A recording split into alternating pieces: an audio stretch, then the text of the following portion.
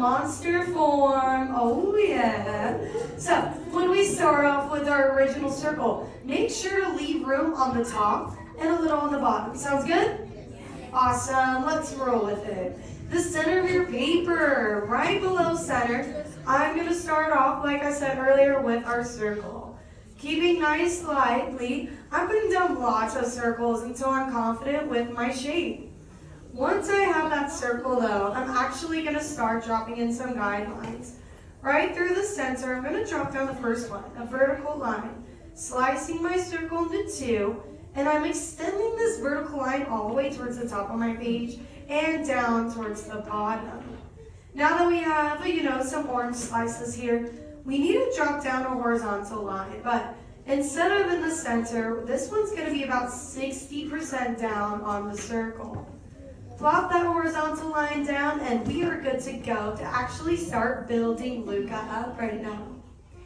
To start, I'm actually going to jump just a little bit under my circle here and start to place down this super flattened out U. It's almost like a flat line, but ever so slightly tilted, because we're going to start creating the silhouette of Luca. I'm jumping here on my left-hand side and bringing down a parenthesis curve on the outside of my circle, rounding it out to that flattened out U. If any of you ever collected Funko Pops, this is basically like a Funko head shape doll. So Luca and Alberto in this movie are still children. And so we don't want to create a really grown-up look here with our character. We still want to allow the youth to really shine through. So I'm jumping over here on the right, creating that nice rounded out square shape for Luca's face. Earlier I was mentioning starting sketchy and building up line work. Now this is the building up line work part. I'm going around my silhouette here and actually choosing my most favorite lines of the ones I doodled earlier, and I'm actually going to start to lock in this outer form. Locking in is just simply going back and forth with my pencil, allowing a bit more pressure to fall onto my wrist, which helps my line work start to stand out.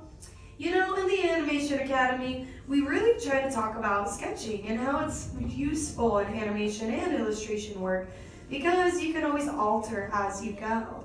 If you didn't like the lines you drew before, make some new ones. No one's gonna know. But here in California Adventure, this is the only place you're allowed to be sketchy. Yeah. But as you go around here, I'm going to start yapping about this movie, because not only is this movie gorgeous, but the storytelling is as well. Our director for this film is Enrico Casarosa, and Enrico Casarosa is from Italy, and when he came over here to work at Pixar, he had a goal.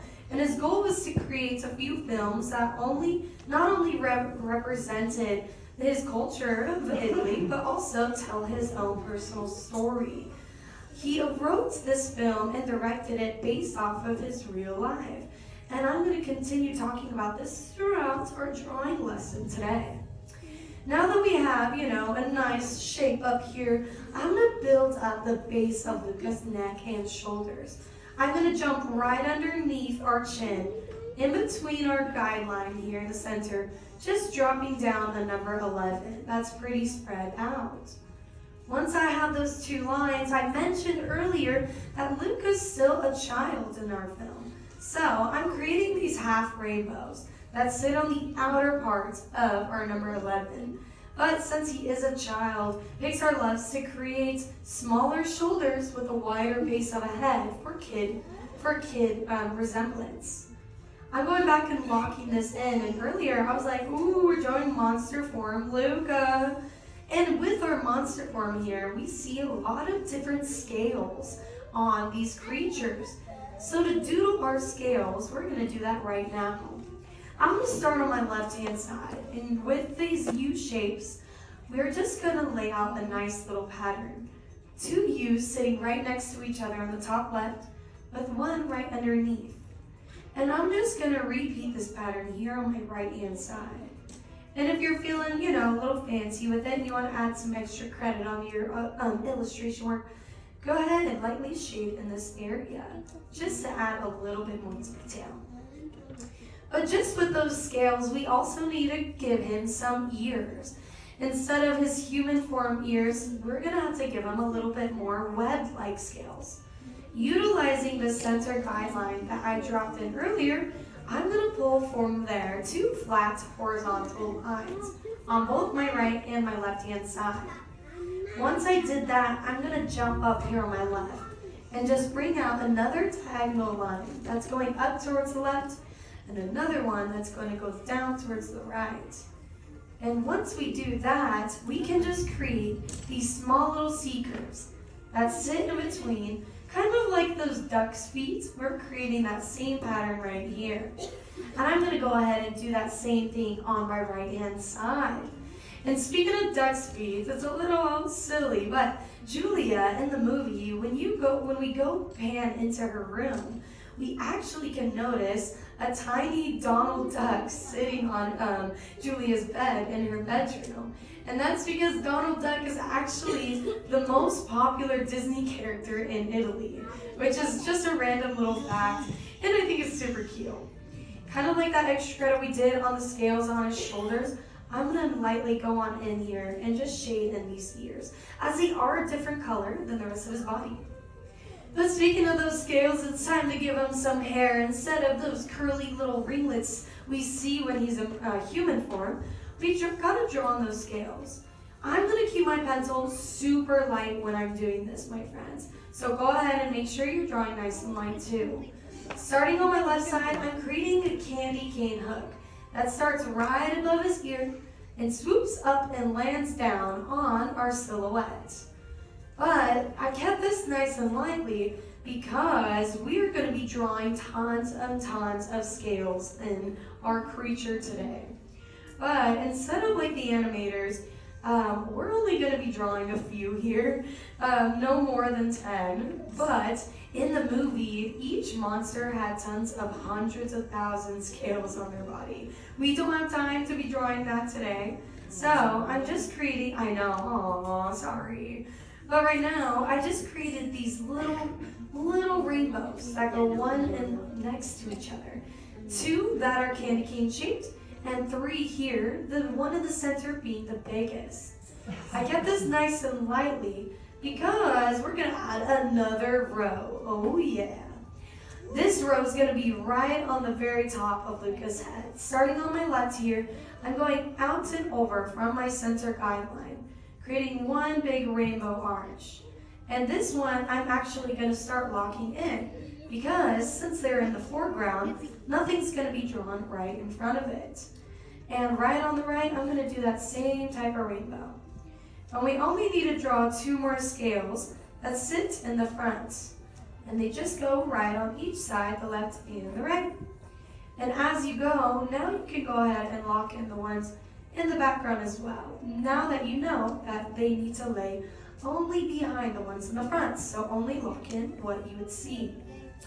But speaking of Mr. Enrico Casarosa, who directed this film, I mentioned he's from Italy, and when he was designing this movie, he talked about his own life story.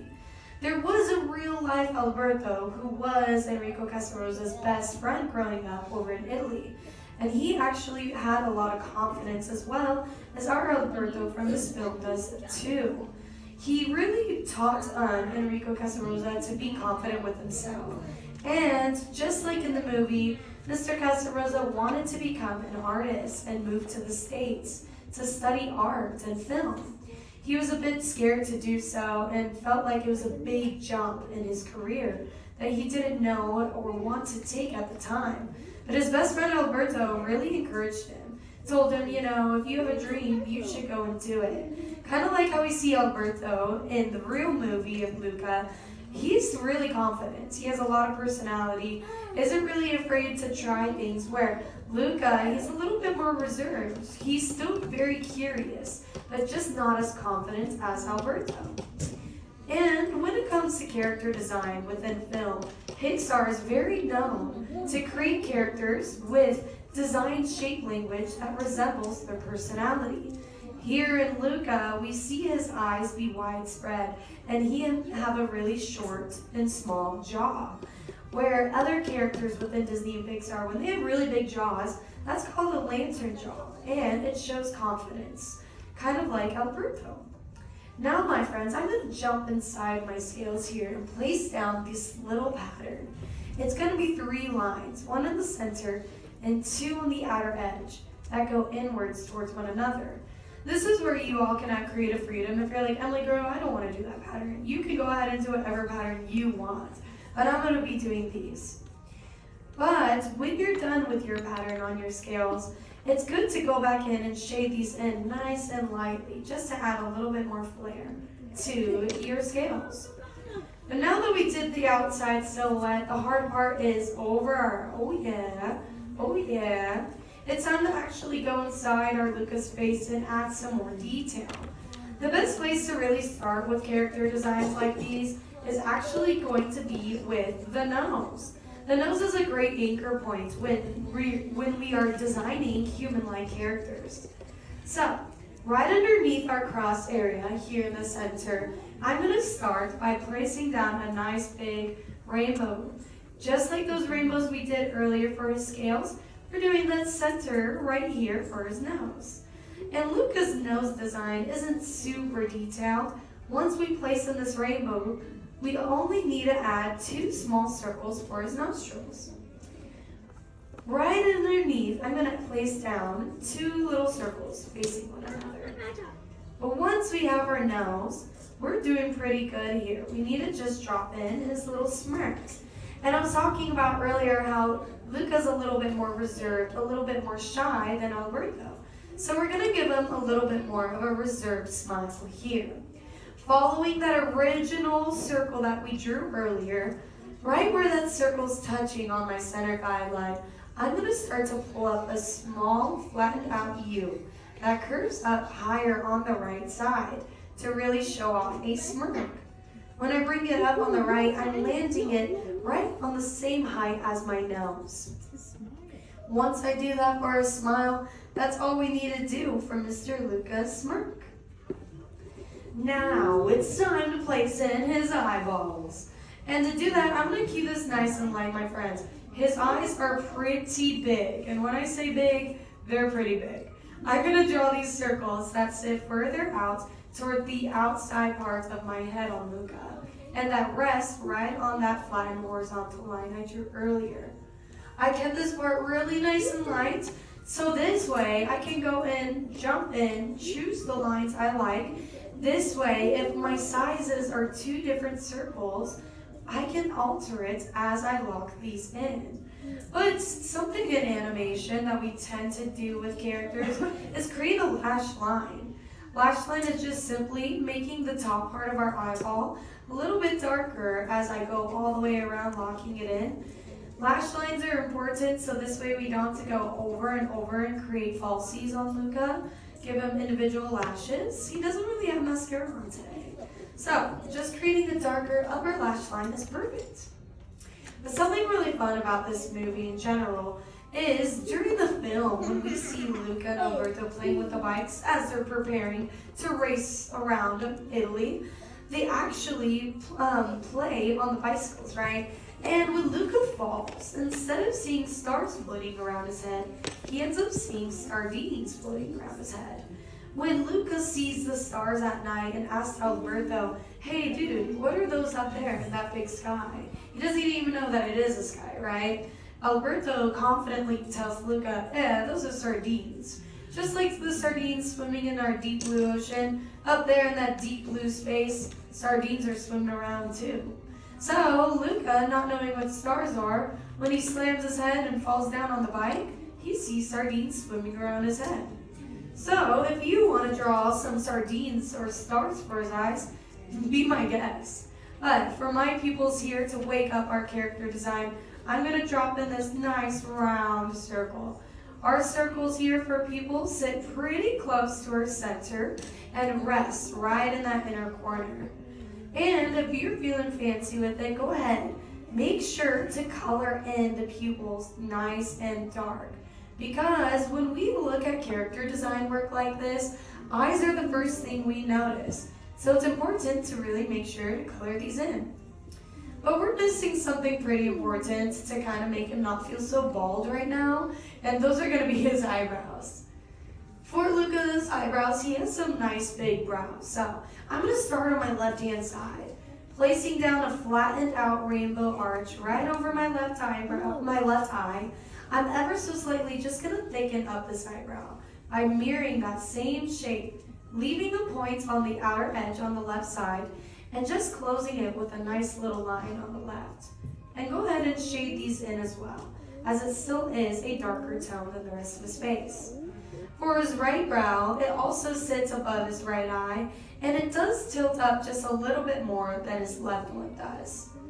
Once you're done with that, friends, to show off some freckles that Luca does end up getting to end up walking around on the surface, go ahead, give him 3 freckles right above his nose and 3 freckles right on his cheeks. And just like that, if you want to give a little bit of extra credit by just ever so slightly shading in the top part of his head, maybe giving him a little bit of blush, all you need to do is sign your illustration, as you all just have drawn Luca from Luca. How did you do? Did you guys have fun? Oh yeah, oh yeah.